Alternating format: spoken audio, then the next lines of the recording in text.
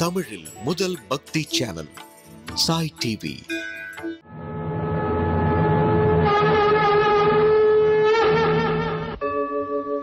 यदा यदा हि धर्मस्य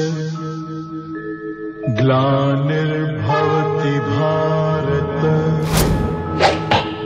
अभ्युत्थानम् अधर्मस्य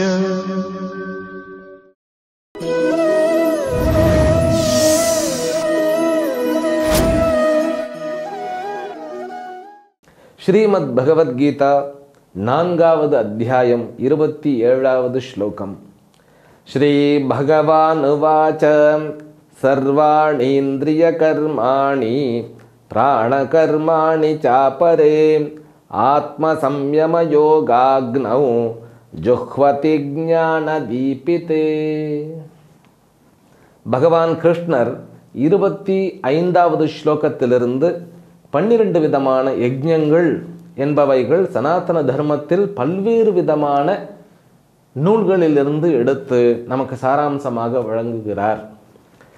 அப்படிப்பட்ட யஜ்ஞங்களுள் பிரம்மஞான வேள்வி என்கின்ற வேதாந்த பட்டனமே தலை சிறந்த யஜ்ஞமாக கருதப்படுகின்றது என்பதை புரிய வைப்பதற்காக முதலில் பிரம்மஞான வேள்வி என்றால் என்ன என்பதை 24வது ஸ்லோகத்தில் நமக்கு விளக்கி காட்டிவிட்டு பிறகு 25வது ஸ்லோகத்திலிருந்து தெய்வ யஜ்ஞம் என்பது என்ன, ஆக பிரம்மஞான யஜ்ஞம், தேவ யஜ்ஞம், இந்திரிய நிகிரக யஜ்ஞம், பிறகு விஷய கிரகண யஜ்ஞம் ஆகிய இந்த கிட்டத்தட்ட 4 யஜ்ஞங்களை 25 மற்றும் 26 ஆகிய இந்த 2 ஸ்லோகங்களிலும் கூறி முடித்த பகவான் அடுத்த யஜ்ஞமாக, அதாவது 5வது யஜ்ஞமாக ஆத்ம சம்யம யோக யஜ்ஞம் அப்படின்னு இந்த 27வது ஸ்லோகத்தில் நமக்கு விளக்குகிறார்.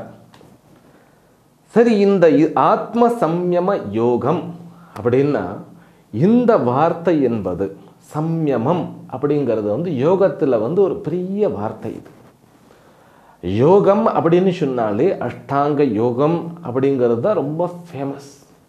அஷ்டாங்க யோகம் அப்படின்னா என்ன? 8 அங்கங்களை கொண்டவைகள் அப்படின்னு அர்த்தம். அஷ்டன்னா 8, அங்கங்கள்னா அங்கங்கள். ஆக 8 அங்கங்களை கொண்டு ஒரு மனிதனை யோகியாக்கக்கூடிய வழிமுறைகளை கொண்ட நூல் அஷ்டாங்கம், அஷ்டாங்க யோகம் என்று கூறப்படுகிறது. அது பதஞ்சலி மகரிஷியினுடைய இந்த பதஞ்சலி சூத்திரங்களாக நமக்கு நம் பெரியவர்கள் தொகுத்து வழங்கி இருக்கிறார்கள். அவருடைய அந்த சூத்திரங்கள் கிட்டத்தட்ட 200 சூத்திரங்கள் இருக்கின்றன அப்படின்னு நான் நினைக்கிறேன். அந்த 200 சூத்திரங்களில் அவர் என்ன சொல்லி இருக்கின்றார் அப்படின்னா, ஒரு தனி மனிதன் தன்னுடைய மனம், இந்திரியம் மற்றும் உலகத்தினுடைய 5 விஷயங்கள், இவைகளுக்கு இடையில் என்ன சம்பந்தம், இவைகளுடன் நாம் எப்படி சம்பந்தம் வைக்க வேண்டும், எப்படிப்பட்ட சம்பந்தம் வைத்தால் நம்மை நாம் முன்னேற்றிக் கொள்ள முடியும் என்கின்ற விதத்தில் ஒரு ஆராய்ச்சி நூலாக அவருடைய அணுகுமுறையே அவ்வளோ அழகாக இருக்கும். ஒரு ஆராய்ச்சியினுடைய, அதாவது ஒரு சயின்டிஸ்ட் மாதிரின்னு வச்சுக்கோங்களேன். இது செல்ஃப் சயின்டிஸ்டாக ஒரு ஆராய்ச்சி நூலாக தன்னைத்தானே ஆராய்ந்து கொள்ளுகின்ற வகையில் ஒருவனுக்கு அவர் வழங்கி இருக்கின்றார். இப்போ கண்கள் என்றால் என்ன, அவைகளுடன் நமக்கு எவ்வளவு சம்பந்தம் இருக்கிறது, எவ்வளவு சம்பந்தம் அப்படின்னாக்கா எப்படிப்பட்ட சம்பந்தம், அது எந்த அளவுக்கு நமக்கு ஞானத்தை வழங்க வல்லது அப்படிங்கிறதையும் நம்ம பதஞ்சலியினுடைய யோக சூத்திரங்களின் மூலமாக நமக்கு தெரிவிக்கப்படுகிறது. அந்த பதஞ்சலி யோக சூத்திரம் அப்படிங்கிறது ஒரு மாபெரும் ஒரு பொக்கிஷம். அது சொல்லப்போனால் ஒரு கைடு மாதிரி, அது வாழ்க்கையினுடைய அந்த ஒரு கைடு மாதிரி. இப்போ கார் நம்ம ஒன்று புதுசாக வாங்குகிறோம், ஒரு பைக் ஒன்று வாங்குகிறோம், கார் ஒன்று வாங்குகிறோம், ஏதாவது ஒரு பொருள் வாங்குகிறோம். இன்ஃபேக்ட் ஒரு ஏசி ஏர் கண்டிஷனர் வாங்குகிறோன்னு வச்சுக்கொடுங்களேன், அது கூடவே ஒரு சின்ன புஸ்தகம் கொடுப்போம், எப்படி பயன்படுத்துவது அப்படின்னு. அது ஒரு கைடு தானே, அது இன்ஃபர்மேஷனோடு சேர்ந்து இருக்கும். அது அந்த கேட்டலாகோடு சேர்ந்து அது நம்ம வந்து பர்ச்சேஸ் பண்ணினதுக்கப்புறம் அது கையில் கொடுப்பான். அது வந்து அது என்னது ஈஸி யூசேஜ் ஏதோ ஒரு பேர் இருக்குன்னு வச்சு கொடுங்க. அந்த மாதிரி மனிதனாக பிறந்த ஒவ்வொருவரும் நிறைநிலையை உணர்வதற்கும் அதை அடைவதற்கான முயற்சி செய்வதற்கும் வேதாந்தத்தை பயில வேண்டும் என்பதில் சந்தேகமே இல்லை. ஆனால் அவர் இல்லறத்தாரோ அல்லது கிரகஸ்தனோ பிரம்மச்சாரியோ வானப்பிரஸ்தனோ சந்நியாசியோ அவரிடம் இருக்க வேண்டிய நூல் பதஞ்சலி யோக சாஸ்திரம். அது ஒரு விஞ்ஞானம், அது ஒரு சயின்ஸ்ன்னு தான் சொல்லணும். அந்த அளவுக்கு தீர்க்கமாக ஆராய்ந்து இதுவரைக்கும் ஒரு நூல் வரவில்லை. ஆனால் அது எதை பற்றி மட்டும் பேசுகிறதுன்னு கேட்டால் அது வந்து எல்லாமே ப்ராக்டிக்கல், தியரி ப்ராக்டிக்கல் அப்படி தான் போகும். வேதாந்தம் வந்து ப்ராக்டிக்கல் தியரி இரண்டுமே ஒன்று தான். ஆச்சாரியன் முன்பு நாம் உட்காரும் பொழுதே இந்த ஸ்ரவணம் என்பது ஏற்படும் பொழுது அங்கேயே அத்தனையுமே தியரி கம் ப்ராக்டிக்கல் ரெண்டுமே அங்கேயே நடக்கும். ஆனால் இங்கே அப்படி இல்லை. ஒரு விஷயத்தை புரிந்து கொண்டு அதை நாம் நம்முடைய வாழ்க்கையில் கடைபிடிக்க வேண்டும். அதுதான் இந்த பதஞ்சலி யோக சூத்திரனுடைய ஒரு பெரிய ஒரு மகத்துவம். அப்போது எந்த அளவுக்கு நான் ப்ராக்டிஸ் பண்ணுறேனோ அந்த அளவுக்கு எனக்கு பலன் கிடைக்கும். அதுதான் விஷயம். ஞானத்தை மட்டுமே சார்ந்த இந்த வேதாந்தமானது, வேதாந்தத்தினுடைய மகிமை என்னன்னு கேட்டால் ஞானம் மட்டும்தான் அங்கே பிரதானம். கர்மத்தின் மூலமாக நமக்கு வந்து பக்குவம் கிடைக்கும். ஆனால் அந்த கர்மமும் யோகத்துடன் கூடினால்தான் கிடைக்கும். அந்த பதஞ்சலி யோக சூத்திரம் அப்படிங்கிறது ஒரு தனி வழிமுறையாகும். அந்த பதஞ்சலி யோக சூத்திரத்தினுடைய அந்த வழிமுறைகளை நாம் பின்பற்றினால் மிகவும் சுலபமாக நம்முடைய மனம் புத்தி இந்திரியங்களை பக்குவப்படுத்தி ஒருநிலைப்பட்ட மனதுடன் நாம் வேதாந்தத்தை நன்கு பயில முடியும். வேதாந்தம் மட்டுமல்ல, உலகத்தில் இருக்கக்கூடிய எந்த விஷயங்களை கற்று உணர்ந்து அதில் தேர்ந்து நாம் நிறைநிலை அடைய வேண்டும் என்றாலும் கண்டிப்பாக இந்த யோக சாஸ்திரமானது நமக்கு மிகவும் ஒரு உதவிகரமான நூலாக அமைகிறது. அப்படிப்பட்ட அந்த சாஸ்திரத்தை இங்கு ஒரு 3 யஜ்ஞங்களாக பிரித்து சொல்லுகிறார் நமக்கு. இந்த கடந்த ஸ்லோகத்தில் வந்து 2 யஜ்ஞங்கள் கூறப்பட்டன. அந்த 2 யஜ்ஞங்கள் என்ன அப்படிங்கிறது வந்து இந்திரியங்களை அடக்குவது, அதாவது ஒழுங்குபடுத்துவது என்பது முதல் யஜ்ஞமாகவும், அதாவது முதல்னாக்க 26வது ஸ்லோகத்தினுடைய முதல் யஜ்ஞம். ஆனால் நம்மளுடைய லிஸ்ட்டில் அது 3வது யஜ்ஞமாக சொல்லப்படுகிறது. பிறகு 4வது யஜ்ஞமாக அது என்ன? விஷய கிரகண யஜ்ஞம். இந்த 2ஐயுமே நம்ம வந்து அஷ்டாங்க யோகத்தில் பிரத்யாகாரம் அப்படிங்கிற தலைப்பில் நம்ம பார்க்குறோம். முதல்ல வந்து இந்த அஷ்டாங்க யோகம் அப்படிங்கிறது வந்து யமம், நியமம், ஆசனம், பிராணாயாமம், பிரத்யாகாரம், தாரணா, தியானம், சமாதி அப்படின்னு 8 அங்கங்களாக நாம் புரிந்து கொள்ளுகின்றோம். அப்படி தான் அவர் வழிவகுத்திருக்கிறார். ஆனால் வந்து பகவான் எப்படி வந்து அந்த யோகத்தை வந்து பயன்படுத்துகிறார் அப்படின்னா, ஆன்மீக முன்னேற்றம் அப்படின்னு சொன்னாலே அல்லது ஆன்மீக வாழ்க்கை அப்படின்னு சொன்னாலே அது தன்னுடைய உள்கட்டமைப்பை சார்ந்தது. உள்கட்டமைப்புன்னா என்ன? இங்கிலீஷில் வந்து இன்ஃப்ராஸ்ட்ரக்சர் அப்படிங்கிறோம். ஒவ்வொருவருடைய அந்த உள் மன கட்டமைப்பு, அதாவது வந்து என்னை பற்றி நான் என்ன நினைக்கிறேன், உலகத்தை பற்றி நான் என்ன நினைக்கின்றேன், எனக்கு என்ன தேவை என்று நான் நினைக்கின்றேன், நான் எப்படிப்பட்டவனாக இருக்கின்றேன், இவைகள் அத்தனையுமே ஒரு அபிப்பிராயத்துடன் கூடின ஒரு பர்சனாலிட்டி. இந்த அபிப்பிராயம் தானே நம்மளை உருவாக்குறது. நான் என்னை பற்றி என்ன நினைக்கிறேன் அப்படிங்கிறது வந்து என்னுடைய பர்சனாலிட்டிக்கு ஃபவுண்டேஷனாக இருக்கிறது, அஸ்திவாரமாக இருக்கிறது. அப்புறம் உலகம் எப்படிப்பட்டது, உலகத்தில் நான் எப்படி செயல்பட வேண்டும் அப்படிங்கிறதெல்லாம் வந்து எதை டிபெண்ட் பண்ணுறதுனாக்கா, உலகத்தை நான் என்ன அப்படின்னு புரிந்து கொள்கிறானோ அதை குறித்து, அதை வைத்து தான் என்னுடைய விவகாரங்கள் தொடர்கின்றன. அதாவது உலகம் எப்படிப்பட்டதுன்னு நான் நினைக்கிறேனோ அப்படிப்பட்டதாக நான் விவகாரம் பண்ணுவேன். உலகத்தில் வந்து தர்மனுடைய விவகாரம் எப்படி இருந்தது? தர்மனுக்கு யாருமே கெட்டவர்களாக தெரியலை. துரியோதனனுக்கு அத்தனை பேருமே வில்லன்களாக தான் தெரிந்தார்கள். அப்போது ஒருவனுக்கு உலகம் நல்லதாக தோன்றும் போது அவனுடைய அபிப்பிராயமானது அவனுடைய விவகாரத்திற்கு காரணமாகும். அவர்கள் எப்படி இருப்பார்கள் அப்படின்னா, புன் சிரிப்புடனும் மலர்ந்த முகத்துடனும் அனைவரிடமும் நேர்முகமாக பாசிட்டிவாக பழகி ஒரு நல்ல ஒரு அமைதியான ஆனந்தமான வாழ்க்கையை வாழ்ந்து கொண்டிருப்பார்கள். இதுவே மற்றவர்களை சந்தேகிப்பவர்கள், அதே போல மற்றவர்கள் நமக்கு பிரச்சனைக்கு காரணமாக கூடும் அப்படிங்கிற அந்த கண்ணோட்டத்தில் புரிந்து கொள்பவர்கள், அவர்களுடைய விவகாரம் மாறத்தான் செய்யும். அதனால தான் நான் என்ன சொன்னேன், இந்த உள்கட்டமைப்பு ஆன்மீகம்னு சொன்னாலே நம்முடைய இன்னர் குரோத் அப்படின்னு சொல்லுவோம். இன்னர் குரோத்னாக்கா தனி மனிதனுடைய முன்னேற்றம். இப்போ தனி மனிதனுடைய முன்னேற்றத்தை பற்றி மட்டும் பேசுவது ஆன்மீகம் ஆகுமா அப்படின்னு ஒரு கேள்வி வேற வந்துடும் நமக்கு. ஏன்னா ஆன்மீகம் அப்படிங்கிற வார்த்தையை வச்சுக்கிட்டு நிறைய குழப்பங்கள் இருக்கிறது. ஆன்மீகம் என்கின்ற வார்த்தைக்கு அர்த்தம் பார்க்கணும்னாக்கா அந்த ஆன்மீகம் என்கின்ற வார்த்தை எங்கே பயன்படுத்தி இருக்குன்னு பார்க்கணுமா இல்லையா? ஆன்மீகம் அப்படிங்கிறது டிக்ஷனரியில் பார்க்கறது கிடையாது. ஆன்மீகம் அப்படிங்கிறது அது ஒரு வாழ்க்கை முறை. அது பகவத்கீதா, உபனிஷத், பிரம்மசூத்திரம் அல்லது திருக்குறள், தேவாரம், திருவாச்சகம், அப்படி இல்லைன்னாலும் சில வேதாந்த சைவ சித்தாந்தம் இருக்கிறது, வைஷ்ணவ சித்தாந்தம் இருக்கிறது. ஆன்மீகம் அப்படிங்கிறது அங்கே தான் போய் பார்க்க வேண்டும். அதற்கு மதம் என்கின்ற சாயம் பூசிட்டோம்னா யாருக்கு நஷ்டம்னா நமக்கு தான்.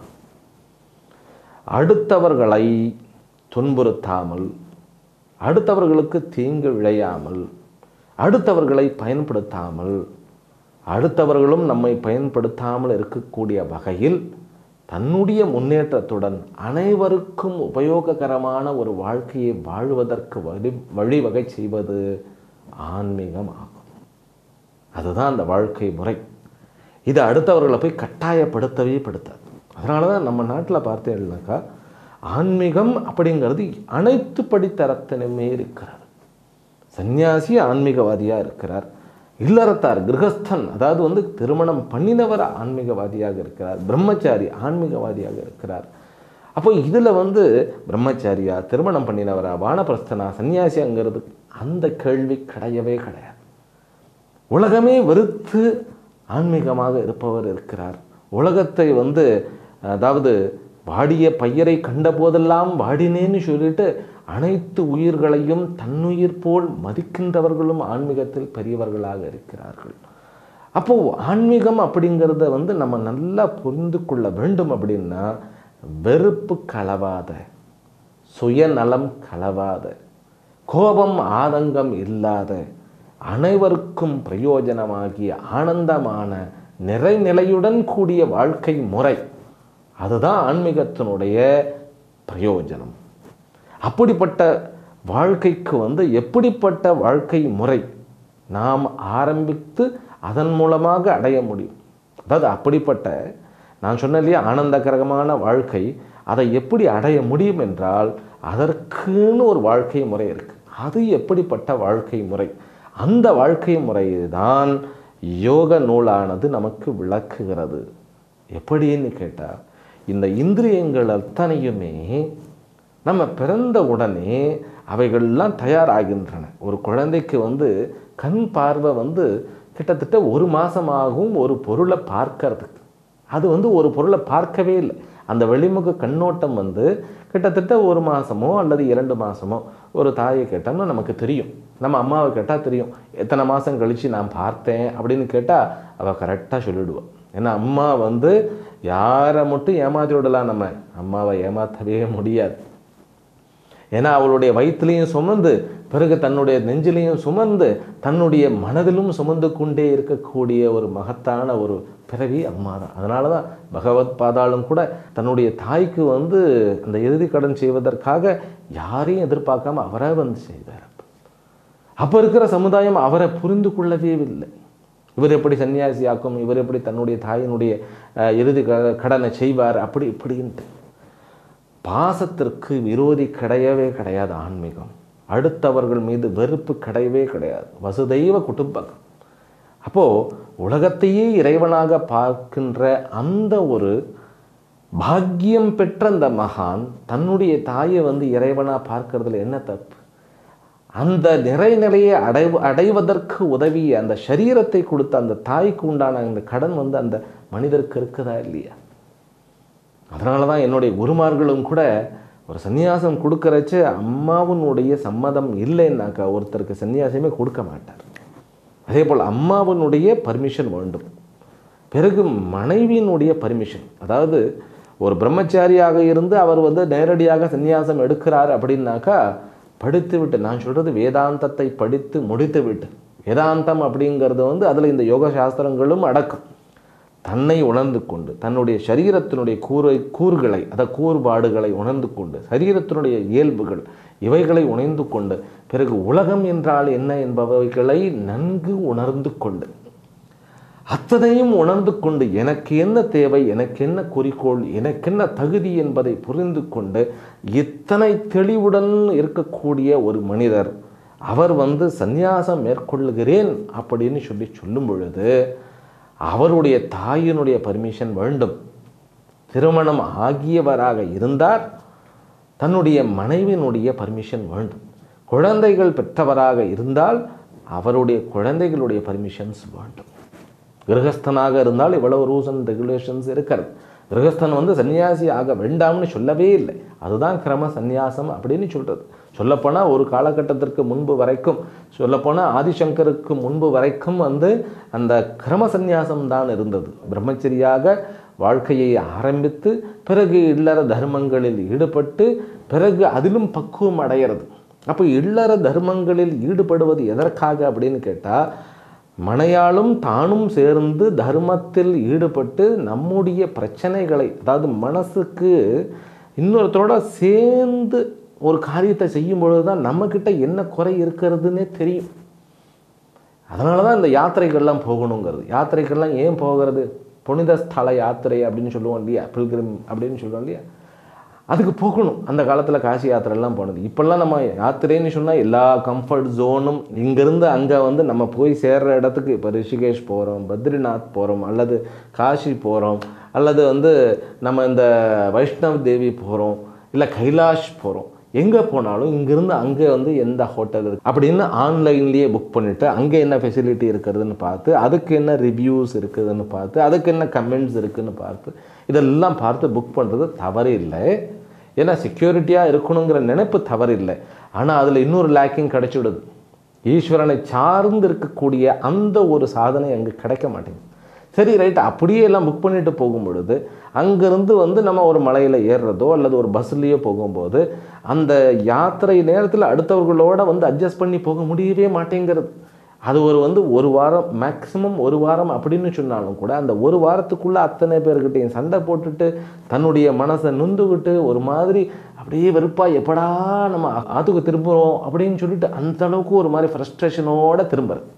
நம்ம பார்க்குற அந்த தரிசனத்தினுடைய மகிமையை நல்லா தரிசனம் பண்ணினேன், ஆனால் ரொம்ப ஒரு மாதிரி ஆயிட்டேன் அப்படின்னு தான் சொல்கிறது.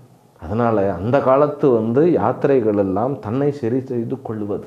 அப்படி ஜீவ யாத்திரை என்பது ஒருவனுடைய வாழ்க்கை முறை அப்படிங்கிறது பக்குவப்படுவதற்குண்டான இந்த வாய்ப்பினை ஏற்படுத்தி கொடுக்க வேண்டும். அப்படிப்பட்ட வாய்ப்பினை நல்குவதற்கு இந்த இல்லற தர்மமானது உதவுகிறது. அப்படி இல்லையா, ஆதிசங்கரருக்கு பிறகு வந்த வாழ்க்கை முறை, நீ ஒரு குருவை சரணடைந்து அந்த குருவுடன் சேர்ந்து வாழ்க்கையை வாழ்ந்து பக்குவம் அடைய வேண்டும்.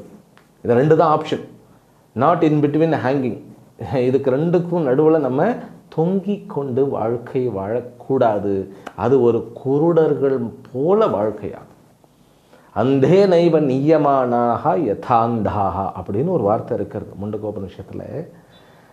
குருவின் துணை இல்லாமல் அல்லது பாரம்பரிய துணை, பாரம்பரியம் ரெண்டுமே பாரம்பரியம். எப்படி, அதாவது ஒரு தந்தை மகன் வழியாக வருகின்ற ஒரு ஃபேமிலியிலிருந்து ஒரு பொண்ணை நாம் கல்யாணம் பண்ணுகிறோம், ஒரு கணவனை ஒருவர் தேர்ந்தெடுக்கின்றார் அப்படின்னா அந்த இரண்டுமே ஒரு பரம்பரையை சார்ந்தது. அதே போல் ஒரு குரு சிஷ்ய பரம்பரை, அது இந்த இரண்டு பரம்பரை. இந்த இரண்டு விதமான பரம்பரையில் தான் நம்முடைய வாழ்க்கையானது நகர வேண்டும். இதுக்கும் நான் ஒத்து வர மாட்டேன், அதுக்கும் நான் ஒத்து வர மாட்டேன், ஆனால் என்னுடைய இஷ்டத்திற்கு நான் செய்வேன் அப்படின்னாக்கா அது விலங்கு வாழ்க்கைக்கு நிகர். அந்த வாழ்க்கையை சாஸ்திரம் சஜஸ்ட் பண்ணல். அது நம்ம எப்படி எடுத்துக்கிட்டாலும் சரி, இல்லை எனக்கெல்லாம் தேவையில்லை, அப்படி இல்லை, இப்படி இல்லை, நான் திருமணமும் பண்ணிக்க மாட்டேன், குருவுக்கிட்டேயும் போக மாட்டேன், ஆனால் நான் புஸ்தகத்திலேயே படிச்சுட்டு யூடியூப்லேயே பார்த்து நான் வந்து பகவத்கீதையை கற்றுக்கிடுவேன் அப்படின்னு சொல்லும்போது கொஞ்சம் கஷ்டமாகத்தான் இருக்கிறது. ஆனால் பகவத்கீதை கற்றுக்கிடுறாள் அப்படியாவது அப்படி கற்றுக்கிடும்போது ஒரு குருவினுடைய அவசியம் ஏற்படுகிறது, தேவை என்பது புரிகிறது. அது வரைக்கும் சந்தோஷம். நான் இங்கே திரும்ப வரேன். அப்போது இந்த வாழ்க்கை முறை இந்திரியங்களை வெளிமுகமாக நோக்கி நம்மை படைக்க வைத்திருக்கிறது. நம்ம வந்து பக்குவமாக திரும்பணும் இல்லையா? அப்போ என்ன பண்ணணும்னு கேட்டால் இந்திரியங்களை உள்முகமாக திருப்ப வேண்டும். அதற்குத்தான் இந்த யோக சாஸ்திரமானது வழிவகுக்கிறது. இந்த உலகம் நமக்கு புரிய வேண்டும் என்றால், நான் இங்கேருந்து போனேன் பாருங்க, அம்மாவனுடைய ஒரு தாய்கிட்ட கேட்டால் தான் நம்ம கண்ணு எத்தனை நாள் கழித்து நம்ம ஒரு இடத்துல நின்று பார்க்க முடிந்ததுன்னு சொல்லுவா இல்லையா? அப்படி நின்று பார்த்து அதற்கப்புறம் உலகம் என்றால் என்னன்னு சொல்லி நம்ம புரிந்து கொள்ள ஆரம்பித்து 40-50 வருடங்கள் ஆனாலும் உலகம் என்னன்னு புரியுது. உலகத்தை வெளிமுகமாக நாம் போய் தேடி சென்று பொருள்களை ஆராய்ச்சி செய்வதன் மூலமாக அறிந்து கொள்ள முடியாது. அப்போது உள்முகமாக திருப்ப வேண்டும். அந்த உள்முகமாக திருப்புவது தான் பிரத்யாகாரம். அதுதான் கடந்த ஸ்லோகத்தில் பகவான் சொன்னது. முதல்ல இந்திரியத்தை ஸ்டாப் பண்ணு, ஒழுங்குபடுத்து. தன்னை வந்து இந்திரியங்களின் மூலமாக மனதை ஒழுங்குபடுத்து. பிறகு இந்த உலகத்தை ஆராய்ச்சி செய்து பார். அப்படிங்கிறச்ச உள்முகமாக திருப்புவதற்கு இந்திரிய நிகிரக யஜ்ஞம், பிறகு விஷய கிரகண யஜ்ஞம் இரண்டுமே உள்முகமாக திருப்பணும். அதே போல் வெளியில் அதாவது வெளியிலேருந்து உள்ள என்ன வர்றது, உள்ளே இருந்து வெளியில் என்ன போகிறது அப்படிங்கிறதுல ரொம்ப ஜாக்கிரதையாக இருக்கும். வெளியிலேருந்து உள்ள என்ன வர்றது, கண்களின் மூலமாக அத்தனை விஷயங்களினுடைய நிறங்கள், வருணங்கள், வடிவங்கள் இவைகள்லாம் நமக்கு உள்ளே போகிறது. காதுகளின் மூலமாக சப்தங்கள் வடிவில் இருக்கக்கூடிய உணர்ச்சிகளும் உணர்வுகளும் நமக்கு உள்ளே போகிறது. தோலின் மூலமாக உலகமானது உள்ளே நுழைகிறது. அப்படி உள்ளே நுழைகின்ற உலகம் எந்த மாதிரியான ஒரு இன்ஃப்ராஸ்ட்ரக்சரை கிரியேட் பண்ணுறது நமக்குள்ள. பிறகு நான் எந்த மாதிரியான விவகாரம் பண்ணுறேன், என்னுடைய வார்த்தையாக வெளியில் என்ன வருகிறது, என்ன எண்ணங்கள் தோன்றுகிறது, அந்த எண்ணங்கள் வார்த்தையாக, செயலாக, பார்வையாக, பாடி லாங்குவேஜ் என்று சொல்லக்கூடிய அந்த உடல் அசைவுகளாக தோன்றுகிறது, கர்மமாக நிகழ்கிறது. இதை வந்து நம்ம ஆராய்ச்சி பண்ண முடிய வேண்டும் என்றால் இந்த முதல்ல அந்த பிரத்யாகாரம் வேண்டும். வெளியிலேருந்து உள்ளே என்ன வருது அப்படிங்கிறதுல ரொம்ப கெட்டியாக கட்டுப்பாடுடன் இருக்க வேண்டும். அப்போ தான் நம்ம உள்ளேருந்து வெளியில் என்ன போகிறது, ஒரு இயல்பாக, ஒரு கர்மமாக, ஒரு விவகாரமாக நம்முடைய வெளியில் போகக்கூடிய அந்த செயல்கள் வடிவம் பெறும். இந்த இரண்டும் கடந்த 26வது ஸ்லோகத்தில் 2 யஜ்ஞங்களாக நமக்கு கூறப்பட்டன. சரி, ஒருத்தருக்கு வந்து உள்முகமாக திருப்புறத்துக்கு ஓரளவுக்கு தன்னை தயார்படுத்திட்டார். சரியா? ஓரளவுக்கு உள்ளுக்குள்ளே நம்மளை வந்து திருப்பிட்டார். இவர் ஆரம்ப படிக்கட்டதெல்லாம் சொல்லவே இல்லை. இங்கே பகவான் பதஞ்சலியினுடைய அஷ்டாங்க யோகத்தில் 5வது படித்தரத்தை முதல்ல எடுத்து சொல்லிட்டார் பகவான். ஏன்னா கிருஷ்ணன் வந்து அர்ஜுனனுக்கு சொல்லி கொடுத்து கொண்டு இருக்கிறார். அதனால் இந்த யமம், நியமம், ஆசனம், பிராணாயாமம், பிரத்யாகாரம் இதெல்லாம் லேட்டரானு சொல்கிறார் அவர். அதாவது இந்த ஸ்லோகங்களுக்கு அடுத்த ஸ்லோகங்களில் அதெல்லாம் சொல்கிறார். இப்போ என்ன சொல்லிட்டாருன்னு கேட்டால், பிரத்யாகாரத்திற்கு அடுத்தது என்ன அப்படின்னா தாரணா, தியானம், சமாதி. இந்த 3 வார்த்தைகள் வந்து மிகப்பெரிய வார்த்தைகள். தாரணை அப்படின்னாக்கா, அதாவது வந்து ஒரு தைலத்தை வந்து ஒரு எண்ணெயை ஒரு கிண்ணத்திலிருந்து மறு கிண்ணத்திற்கு நம்ம ஊற்றுகின்றோம் அப்படின்னா அப்படியே கண்டினியூஸாக அப்படியே தார மாதிரி வரும் இல்லையா? அந்த மாதிரி ஒரு எண்ணத்தில் ஒரு பொருளின் மீது அல்ல, ஒரு எண்ணத்தில் தன்னை நிலை நிற்கச் செய்வது, தன்னுடைய அட்டென்ஷனை எல்லாம் அந்த ஒரு இடத்துல குவிய செய்கிறது. ஒரு இடத்தில் அப்படின்னு சொன்ன உடனே நம்ம ஆட்கள் வந்து ஏதாவது ஒரு இடத்துல வந்து நான் அப்படியே பார்த்துக்கிட்டே இருந்தால் போதும் அப்படின்னு நம்ம புரிந்து கொள்ளுகின்றோம். அது தவறு. ஒரு விடயத்தில், ஒரு எண்ணத்தில் தன்னை நிலை நிறுத்துதல். அதற்கு என்ன வந்திருக்கணும்? இந்த வெளியில் சிதறுகின்ற பராஞ்சிகாணி வத்ருனத் ஸ்வயம்பூ ந பராங் பஷ்யதி நாந்தராத்மன் கஷ்டித் தேர பிரத்யேகாத்மானம் ஐக்ஷத் ஆவர்த்த சக்சோர் அமிர்தத்வம் இச்சன் அப்படின்னு ஒரு மந்திரம் இருக்கிறது கட்டோபனிஷத்தில். அது என்ன சொல்லுகிறதுன்னு கேட்டால், பிரம்மாஜி நம்மளை எல்லாம் படைக்கும் பொழுது அந்த பிரம்மதேவர் வந்து இந்திரியங்களை மட்டும் வெளிமுகமாக போகச் செய்கிற மாதிரி படைத்து நம்முடைய வாழ்க்கையை வீணடித்து விட்டார் அப்படின்னு சொல்லுகிறது. யாரோ ஒருவன், ஆயிரக்கணக்கானவர்களில் ஒருவன், மனுஷ்யானாம் சகஸ்ரேஷு கஷ்டித் யததி சித்தயே யததாமபி சித்தானாம் கஷ்டின் மாம் வேத்தி தத்வதா. யாராவது ஒருவன், ஒரு தீரன்னாக்கா வந்து நம்முடைய வாழ் கேடயமெல்லாம் எடுத்துக்கிட்டு போகிறதில்ல, ஒரு வந்து கோல் குச்சி தண்டமெல்லாம் எடுத்துகிட்டு போகிறதில்ல, துப்பாக்கியெல்லாம் எடுத்துகிட்டு போய் சுடுறதில்ல, நியூக்ளியர் பாம்பெல்லாம் வச்சுக்கிட்டு இருக்கிறதில்ல. அப்படிப்பட்ட தீரன் இல்லை. இந்த தீரன் என்பவன் தன்னை தான் எதிர்கொள்வதற்குண்டான தைரியத்தையும் வீரியத்தையும் கொண்டவன், விவேகத்தையும் கொண்டவன். அப்படிப்பட்ட விவேகி இந்த இந்த பலகீனங்களை வென்று வெளிமுகமாக செல்லக்கூடிய தன்னுடைய மனதை உள்முகமாக திருப்பி ஒரு விஷயத்தில் நிலைநிறுத்த முடிகின்றது அவனால். அப்படிப்பட்ட தீரன் நிலைநிறுத்துகின்றான் அப்படின்னு சொல்லுகிறது அந்த மந்திரம். அந்த மாதிரி ஒரு எண்ணத்தில் நிலை நிறுத்துதல், வேற எதையுமே சிந்தனை செய்யாமலேயே இருக்கு. இது சாத்தியமா அப்படின்னு கேட்டால் அதுதான் யோக சாதனை அப்படிங்கிறது.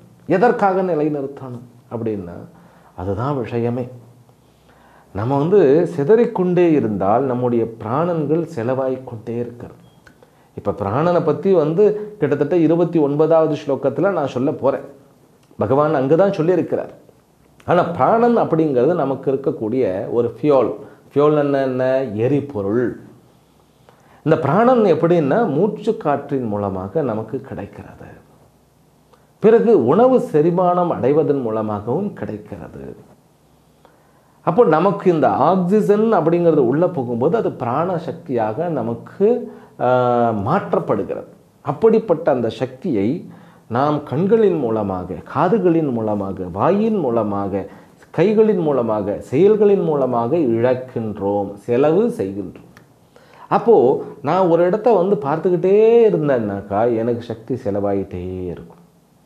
ஒரு விஷயத்தை கேட்டுக்கிட்டே இருக்கேன்னாக்கா சக்தி செலவாகிக்கிட்டே இருக்கும். அதனால தான் ஒரு மூவி அல்லது ஏதாவது ஒரு விஷயத்தை நான் பார்த்துக்கிட்டே இருக்கேன்னா டயர்ட் ஆகிடும்.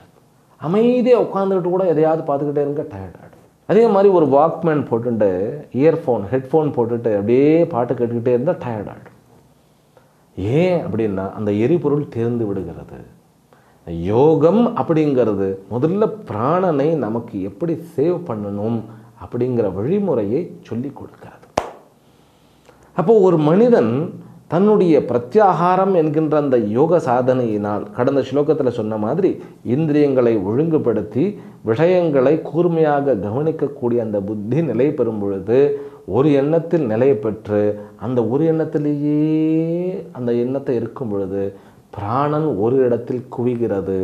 அந்த விஷயமானது அவருக்கு மிகவும் அதிசயமாக தன்னுடைய ரகசியங்களை காண்பிக்கிறது. அது எப்படி அப்படின்னா ஒரு விஷயத்தில் எடுத்துக்கிடுறோம். இப்போ இந்த விஞ்ஞானிகள்லாம் பண்ணுறதெல்லாம் அதுதான்.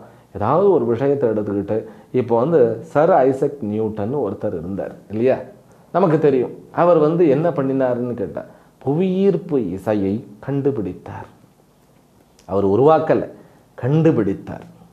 அவருக்கு மட்டும் ஏன் அந்த புத்தி வேலை செய்தது? அதுதான் அந்த மைண்ட். அந்த மைண்டு வந்து இந்த ஃபிசிக்ஸ் மைண்டு, அந்த ஃபிசிக்ஸ் மைண்டு அப்படித்தான் வந்து அதுலேயே அந்த ஒரு கான்செப்ட்லேயே இருக்கிறது. இல்லை அது வந்து கெமிஸ்ட்ரி மைண்டு, இல்லை அது வந்து என்ன ஜுவாலஜி மைண்டு.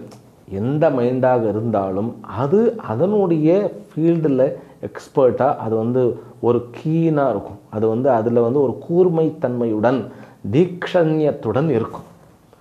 அந்த மாதிரி தான் எடுத்துக்கொண்ட இப்போ இறைவனுடைய ஒரு உருவத்தை எடுத்துக்கொண்டால் அதிலேயே தன்னை ஒடுக்குவது, ஒருமுகப்படுத்துவது தாரணை என்று கூறப்படுகிறது. அப்போது அந்த ரகசியமானது நமக்கு புலப்பட ஆரம்பிக்கின்றது. ஒரு விஷயத்தை குறித்து ஏதாவது ஒரு விஷயம், ஒன்றும் இல்லை, இசை அப்படிங்கிற ஒரு விஷயம். இப்போது நம்ம இந்த இசை அமைப்பாளர்கள் அப்படின்னு நிறைய பேர் இருக்கிறார்கள். நீங்கள் அத்தனை பேருமே பாருங்க இறைவனை சார்ந்து இருப்பார்கள். அந்த மனசில் இந்த புதிதாக அந்த இசை இருக்கிறது 7 ஸ்வரம் தான். ஆனால் எத்தனையோ பாடல்கள், எத்தனையோ அது லௌகிக்க பாடல்களாக இருந்தாலும் சரி, ஆன்மீக பாடல்களாக இருந்தாலும் சரி, அது வந்துக்கிட்டே தார மாதிரி அப்படியே நதி மாதிரி பிரவாகித்து கொண்டே இருக்கிறது இல்லையா? அது எப்படி நான் இறைவனிடத்தில் தன்னை சரணடைய செய்து அந்த ஒரு விஷயத்தில் குவிப்பது வந்துக்கிட்டே இருக்கும். அந்த ரகசியங்கள்லாம் புலப்பட ஆரம்பித்து கொண்டே இருக்கும்.